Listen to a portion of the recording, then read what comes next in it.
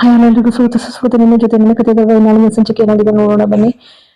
ಇಲ್ಲಿ ಅಜಿತ್ ಭೂಮಿ ಮನೆಯವರೆಲ್ಲರೂ ಕೂಡ ಸಡಗರ ಸಂಭ್ರಮದಿಂದ ಇರ್ತಾರೆ. ಇಲ್ಲಿ ಸಂಗೀತ ಮತ್ತೆ ರಾಮಣ್ಣನ ವಿವಾಹ ಸಮಾರಂಭ ನಡೀತಾ ಇರ್ತದೆ, ಪುನರ್ವಿವಾಹ. ಇರೋ ಕಂಟಕ ಎಲ್ಲ ಪರಿಹಾರ ಆಗುತ್ತೆ, ಎದುರು ಬಿಡಿ ಅಂತೇಳಿ ಸ್ವಾಮೀಜಿನೂ ಕೂಡ ಹೇಳ್ತಾರೆ.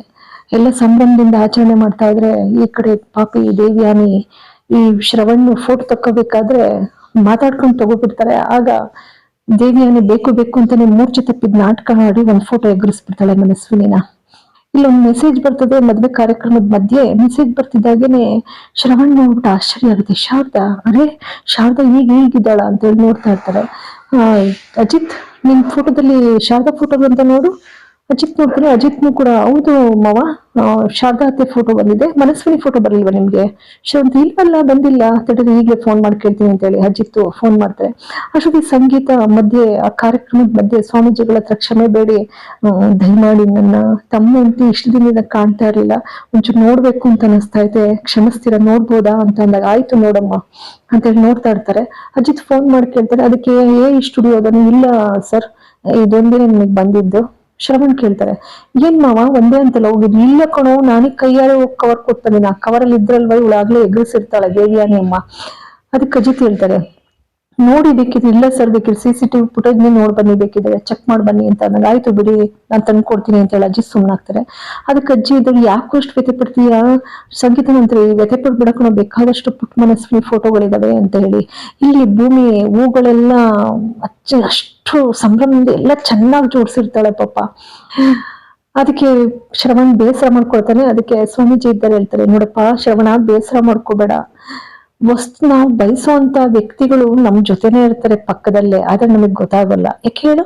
ಸಮಯ ಬರ್ಬೇಕು, ಆ ಸಮಯ ಅಂತ ಬಂದ್ರೆ ತಾನಾಗಿ ಅವ್ರು ಗೋಚರ ಆಗ್ತಾರೆ ನಿನ್ಗೆ. ತೊಂದ್ರೆ ತಗೋಬೇಡಪ್ಪ, ಬೇಸರ ಮಾಡ್ಕೋಬೇಡ ಅಂತೇಳಿ ಸಮಾಧಾನ ಮಾಡ್ತಾರೆ.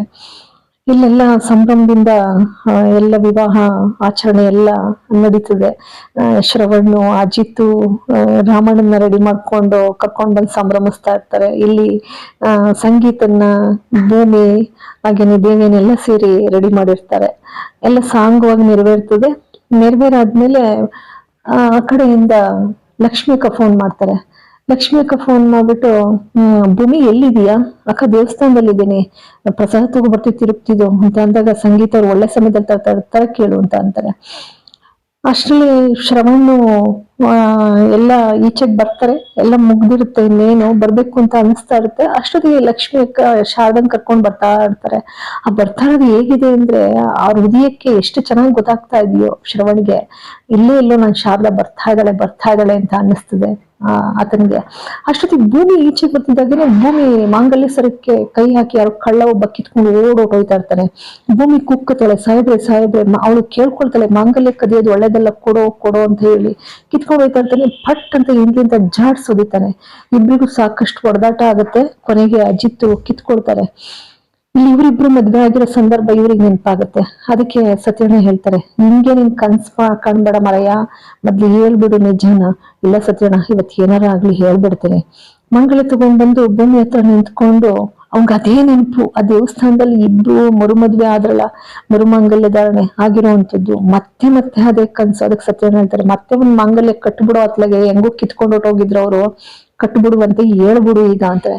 ಸರಿ ಅಜಿತ್ ನಿಂತಿರ್ತಾರೆ. ನಿಂತಿದ್ ಸರಿಯಾಗಿ ಸಮಯಕ್ಕೆ ಭೂಮಿನೂ ಕೂಡ ಬರ್ತಾಳೆ. ಭೂಮಿ ಬರ್ತಿದ್ದಾಗೇನೆ, ಭೂಮಿ ನಿನ್ ಜೊತೆ ಮಾತಾಡ್ಬೇಕು. ನನ್ ಜೊತೆ ಮಾತಾಡ್ಬೇಕಾ? ಅದೇನ್ ಸಾಹೇಬ್ರೆ ಹೇಳಿ, ಪ್ರಭಾ ಇಲ್ಲ ಅಂತ ಕೇಳ್ತಾಳೆ. ಆ ಕೇಳಿದಾಗ ಅಜಿತ ಅಂತ ಹೇಳಿ ಸತ್ಯಣ್ಣ ಸನ್ನೆ ಮಾಡ್ತಾರೆ. ಆ ಸನ್ನೆ ಮಾಡ್ತಿದ್ದಾಗೇನೆ ಅಜಿತ್ ನಿಂತ್ಕೊಂಡು, ಭೂಮಿ, ನಾನ್ ನಿನ್ನ ತುಂಬಾ ಪ್ರೀತಿಸ್ತೀನಿ, ನನ್ನ ಕೊನೆ ಉಸಿರು ಕೂಡ ನೀನೇ ನನ್ನ ಬಾಳ ಸಂಗಾತಿ ಅಂತ ಹೇಳಿ ಹೇಳೋಕೆ ಸಿದ್ಧನಾಗಂತೂ ನಿಂತ್ಕೊಳ್ತಾನೆ. ಅದು ಕೂಡ ಸಕ್ಸಸ್ ಮಾಡ್ಕೊಳ್ತಾನೆ. ಇಲ್ಲಿ ಶಾರದಾ ಕೂಡ ಸ್ವಾಮೀಜಿಗಳು ಹೇಳ್ದಾಗೆ ಸಮಯ ಬರ್ಬೇಕಲ್ವಾ, ಆ ಸಮಯ ಬಂದಾಗಿದೆ. ಶ್ರವಣಿಗೆ ಶಾರದಾ ಸಿಕ್ಕಾಗ್ತದೆ. ಇಲ್ಲಿ ಭೂಮಿಯ ಪರಿಚಯ ಮಾತ್ರ ಮನಸ್ವಿನಿ ಅನ್ನುವಂಥದ್ದು ಗೊತ್ತಾಗ್ಬೇಕಾಗಿದೆ. ಅದು ಕೂಡ ಹತ್ರದಲ್ಲಿದೆ. ಯಾಕೆಂದ್ರೆ ಇಷ್ಟೆಲ್ಲ ಸಡಗರ ಸಂಭ್ರಮದ ಮಧ್ಯೆ ಅದು ಒಂದು ಸಂಭ್ರಮಾಚರಣೆ ಇನ್ನೇನ್ ನಡೆಯೋದ್ರಲ್ಲಿದೆ. ಇಲ್ಲಿಗೆ ಒಂದು ಸಂಚಿಕೆ ಮುಕ್ತಾಯವಾಗ್ತದೆ. ಪ್ಲೀಸ್ ಸಬ್ಸ್ಕ್ರೈಬ್ ಮಾಡಿ, ಶೇರ್ ಮಾಡಿ, ಒಂದು ಲೈಕ್ ಕೊಡಿ, bell icon button all button press ಮಾಡೋದನ್ನ ಮರಿಬೇಡಿ. ಎಲ್ಲರಿಗೂ ಕೂಡ ಅನಂತ ಧನ್ಯವಾದಗಳು.